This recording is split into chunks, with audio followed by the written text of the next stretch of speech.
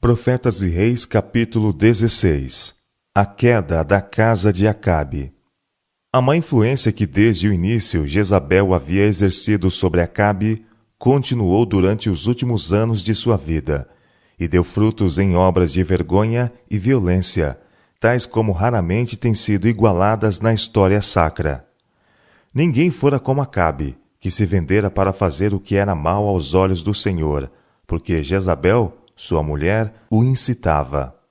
De uma disposição cobiçosa, por natureza, Acabe, fortalecido e sustentado na prática do mal por Jezabel, tinha seguido os ditames de seu mau coração, até que ficou inteiramente controlado pelo espírito de egocentrismo. Não podia admitir qualquer recusa a seus desejos. O que desejava, entendia que por direito devia ser seu. Este traço dominante em Acabe, que tão desastrosamente influenciou a sorte dos reinos sob seus sucessores, é revelado em um incidente que teve lugar enquanto Elias era ainda profeta em Israel. Bem junto ao palácio do rei estava uma vinha pertencente a Nabote, um jezreelita. Acabe assentou em seu coração possuir esta vinha, e propôs comprá-la ou dar-lhe em troca outro pedaço de terra. Dá-me a tua vinha, disse ele a Nabote, para que me sirva de horta, pois está vizinha, ao pé da minha casa, e te darei por ela outra vinha melhor do que ela, ou, se parece bem aos teus olhos, dar-te-ei a sua valia em dinheiro. Nabote tinha sua vinha em alto valor, porque havia pertencido a seus pais, e recusava partilhá-la.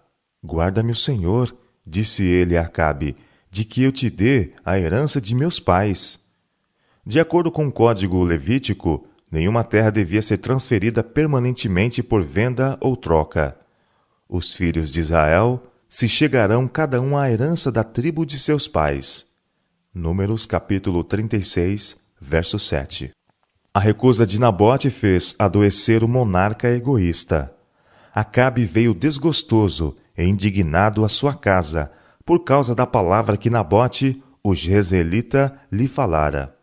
E deitou-se na sua cama, e voltou o rosto, e não comeu pão.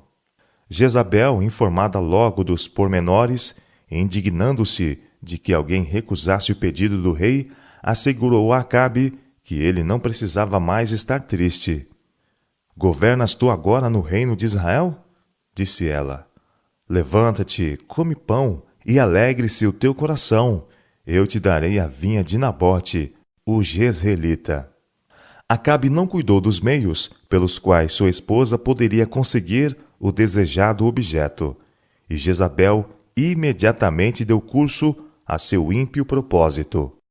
Ela escreveu cartas em nome do rei e selou-as com seu sinete, enviando-as aos anciãos e nobres da cidade em que Nabote residia, dizendo: Apregoai um jejum, e ponde a Nabote acima do povo, e ponde defronte dele 2 homens, filho de Belial, que testemunhem contra ele, dizendo: Blasfemaste contra Deus e contra o rei, e trazei-o fora, e apedrejai-o para que morra. A ordem foi obedecida. Os homens da sua cidade, os anciãos e os nobres que habitavam na sua cidade, fizeram como Jezabel lhe ordenara, conforme estava escrito nas cartas que lhes mandara. Então Jezabel foi ao rei e ordenou-lhe que se levantasse e tomasse posse da vinha. E Acabe, indiferente às consequências, cegamente seguiu-lhe o conselho e desceu para tomar posse da cobiçada propriedade. Ao rei não foi permitido desfrutar, sem ser incriminado, aquilo que havia alcançado pela fraude e derramamento de sangue. Então veio a palavra do Senhor a Elias, o tesbita, dizendo: Levanta-te, desce para encontrar-te com Acabe, rei de Israel, que está em Samaria. Eis que está na vinha de Nabote, aonde tem descido para possuir. E falar-lhe-ás, dizendo: Assim diz o Senhor: Porventura não mataste e tomaste a herança? E o Senhor deu a Elias posterior instrução para que pronunciasse sobre Acabe um terrível juízo. O profeta deu pressa em executar o divino comando. O governante culpado, encontrando o severo mensageiro de Jeová, face a face na vinha, deu voz a seu súbito temor nas palavras: Já me achaste, inimigo meu? Sem hesitação, o mensageiro do Senhor replicou: Achei-te, porquanto já te vendeste para fazeres o que é mal aos olhos do Senhor. Eis que trarei mal sobre ti, e arrancarei a tua posteridade. Nenhuma misericórdia devia ser mostrada.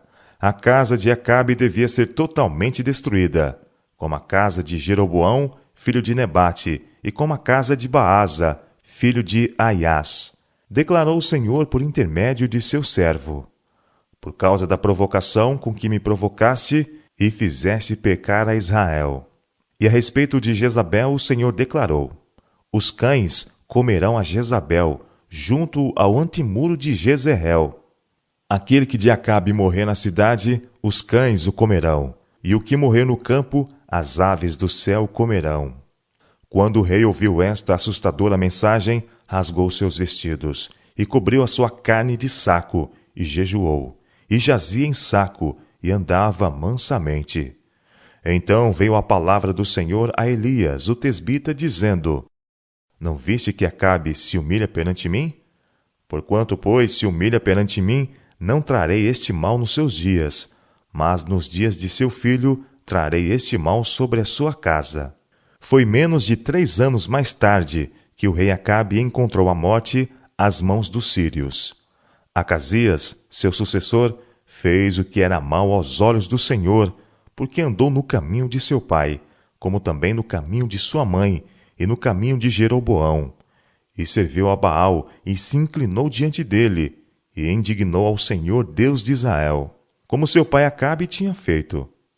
Mas os juízos seguiram de perto os pecados do rebelde rei. Uma guerra desastrosa com Moabe, e a seguir um acidente em que sua própria vida foi ameaçada, atestaram da ira de Deus contra ele. Havendo caído pelas grades de um quarto alto, Acasias, seriamente ferido e temeroso de um possível desenlace, enviou alguns de seus servos para inquirirem de Baal-zebub, deus de Ecrom, se restabeleceria ou não. Supunha-se que o deus de Ecrom dava informações, através de um médio dentre seus sacerdotes, sobre futuros eventos. Grande número de pessoas ia inquiri-lo sobre isto, mas as predições ali formuladas e as informações dadas procediam do príncipe das trevas. Os servos de Acasias encontraram-se com um homem de Deus que fê-los retornar ao rei com a mensagem: Porventura não há Deus em Israel para irdes consultar a Baal-zebub, deus de Ecrom?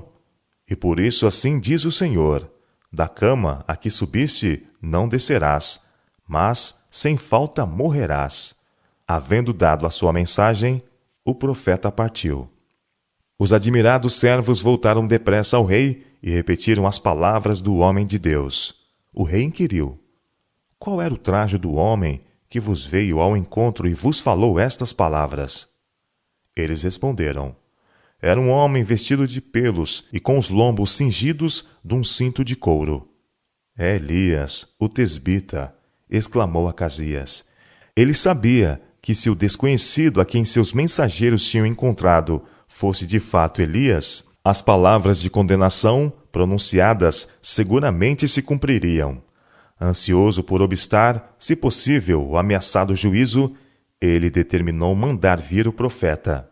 2 vezes Acasias enviou uma companhia de soldados para intimidar o profeta, e 2 vezes a ira de Deus caiu sobre eles em juízo. A 3ª companhia de soldados humilhou-se perante Deus, e seu capitão, ao aproximar-se do mensageiro do Senhor, pôs-se de joelhos diante de Elias, e suplicou-lhe, e disse-lhe: Homem de Deus, seja, peço-te, preciosa aos teus olhos a minha vida, e a vida destes 50 teus servos. Então o anjo do Senhor disse a Elias: Desce com este, não temas. E levantou-se e desceu com ele ao rei. E disse-lhe: Assim diz o Senhor: Por que enviaste mensageiros a consultar a Baal-zebub, deus de Ecrom? Porventura é porque não há Deus em Israel para consultar as suas palavras? Portanto, desta cama a que subiste não descerás, mas certamente morrerás.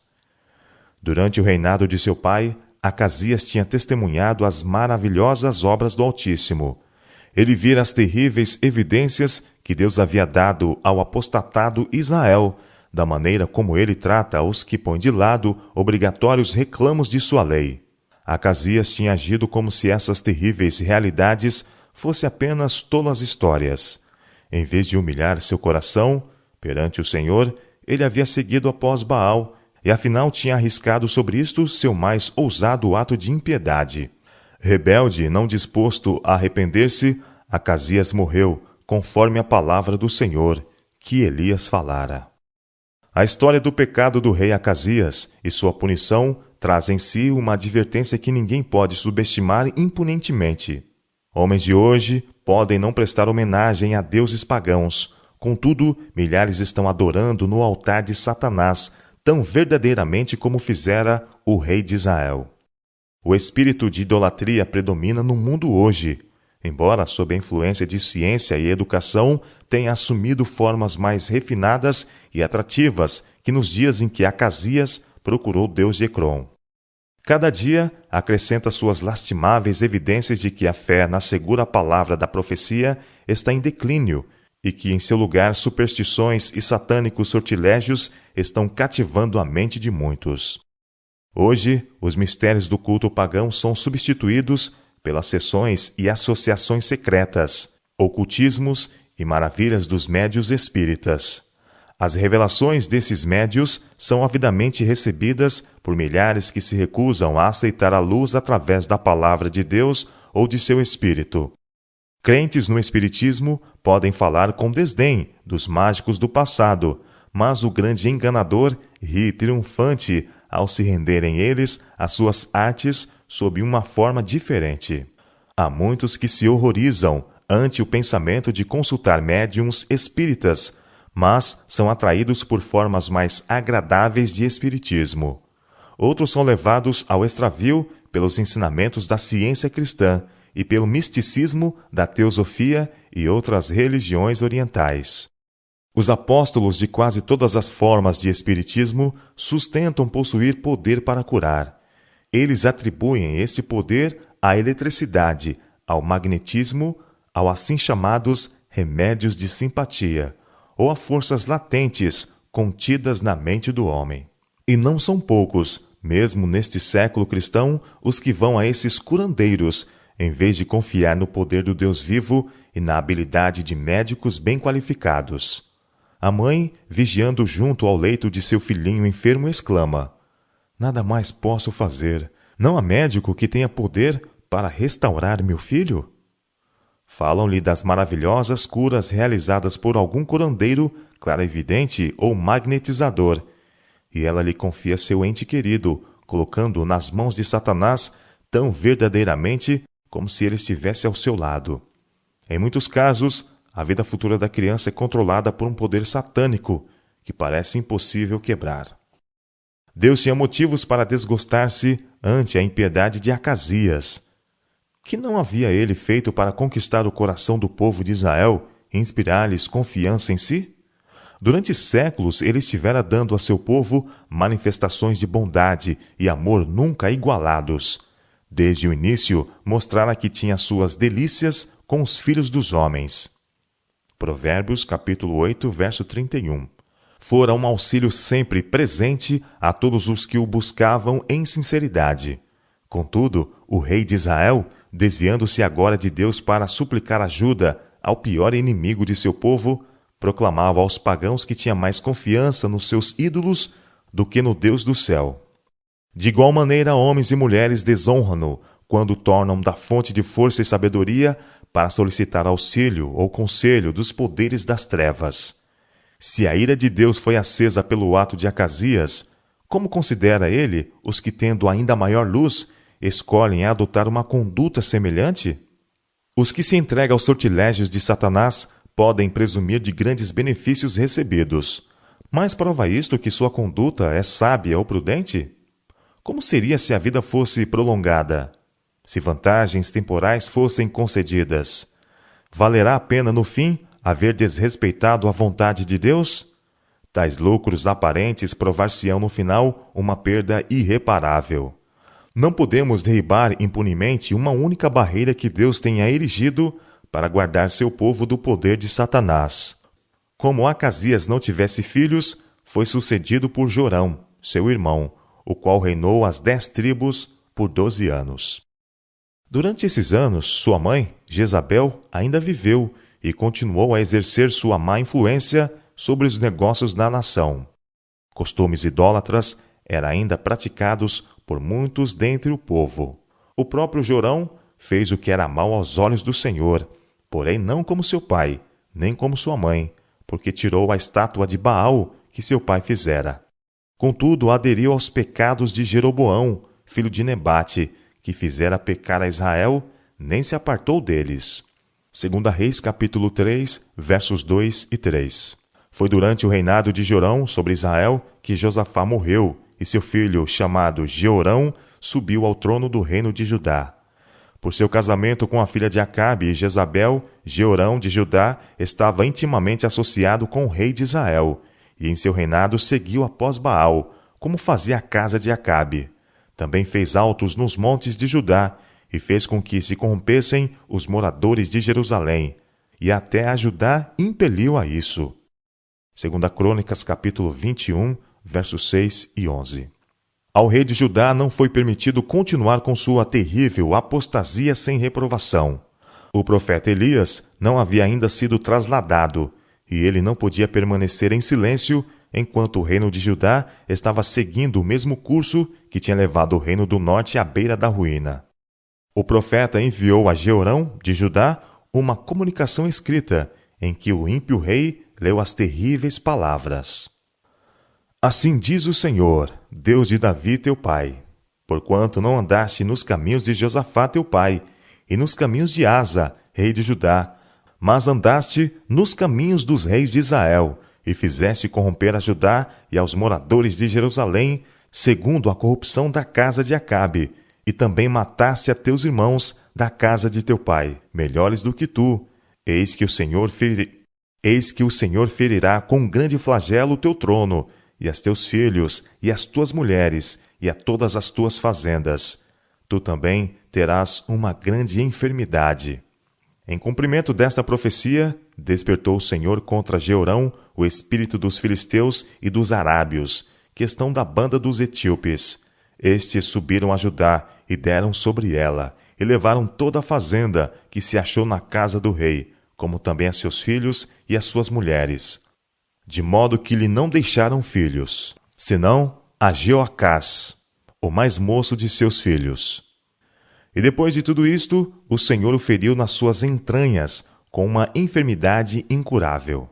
E sucedeu que depois de muitos dias, e chegado que foi o fim de 2 anos, morreu de más enfermidades. E Acasias, seu filho, reinou em seu lugar. 2 Crônicas, capítulo 21, versos 12 a 19, e 2 Reis, capítulo 8, verso 24. Jorão, o filho de Acabe, estava ainda reinando no reino de Israel, quando seu sobrinho, Acasias, subiu ao trono de Judá. Acasias reinou apenas 1 ano, e durante este tempo, influenciado por sua mãe, Atalia, sua conselheira para obrar impiamente, andou nos caminhos da casa de Acabe, e fez o que era mal aos olhos do Senhor. 2 Crônicas, capítulo 22, versos 3 e 4.